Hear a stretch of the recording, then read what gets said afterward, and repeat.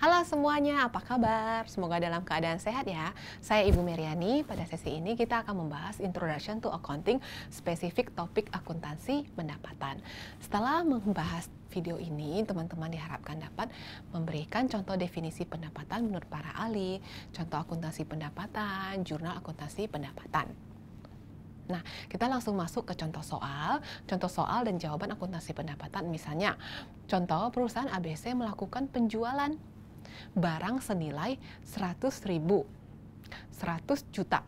Biaya pokok penjualan atau COGS untuk barang-barang ini adalah 60 juta. Hitunglah laba kotor dari penjualan tersebut. Nah, untuk menghitung laba kotor atau gross profit dari penjualan, langkah-langkah berikut dapat digunakan. Pendapatan dari penjualan adalah 100 juta. Biaya pokok penjualan atau COGS-nya 60 juta, ada di soal ya. Terus laba kotor, pendapatan dari penjualan, biaya pokok penjualannya adalah laba kotor 100 juta dikurang 60 juta, dapatlah 40 juta. Jadi laba kotor dari penjualan tersebut adalah 40 juta. Jadi bagaimana sih ini ya contohnya. Jadi berapa harga penjualannya, terus biaya pokoknya dikurangi, dapatlah laba kotor. Kenapa disebut laba kotor? Karena masih ada pajak yang harus dibayar oleh perusahaan. Setelah dibayar pajak baru dapatlah laba bersih. Nah, ini contoh pada tanggal 18 November, Net Solution menerima pembayaran jasa sebesar $7.500 dari pelanggan atas jasa yang disediakan. Bagaimana membuat jurnalnya? Maka kas bertambah, kita catat di debit sebesar $7.500. Pendapatan jasa bertambah, kita catat di kredit $7.500.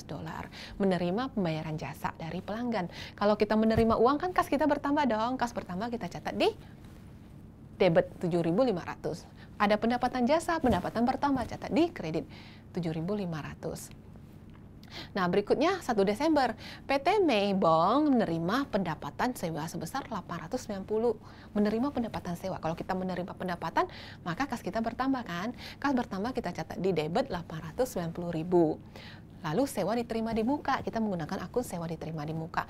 Karena di soal $890 ini untuk sewa selama 3 bulan mulai tanggal 1 Desember. Maka kita menggunakan akun sewa diterima di muka, atau mau menggunakan akun pendapatan sewa juga oke.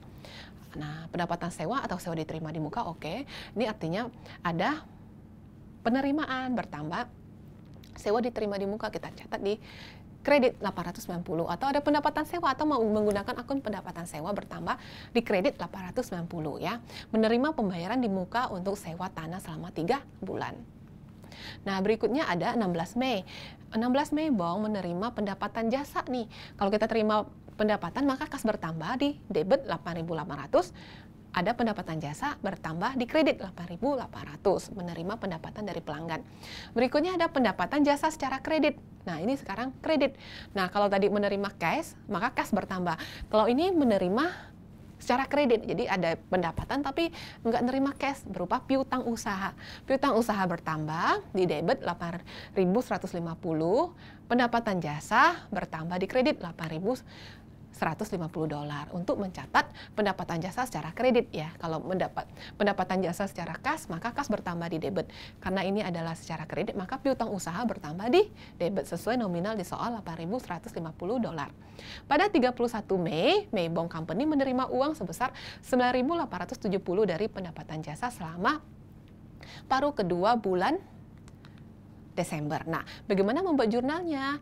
Maka jurnalnya adalah kas bertambah, kita catat di debit $9.870, pendapatan jasa bertambah, kita catat di kredit $987.000 untuk menerima pendapatan jasa dari pelanggan. Ini menerima cash ya. Nah, berikutnya 31 Desember. Pendapatan jasa Meibong Company secara kredit selama paruh kedua bulan Desember adalah sebesar $8.120. Bagaimana membuat jurnalnya?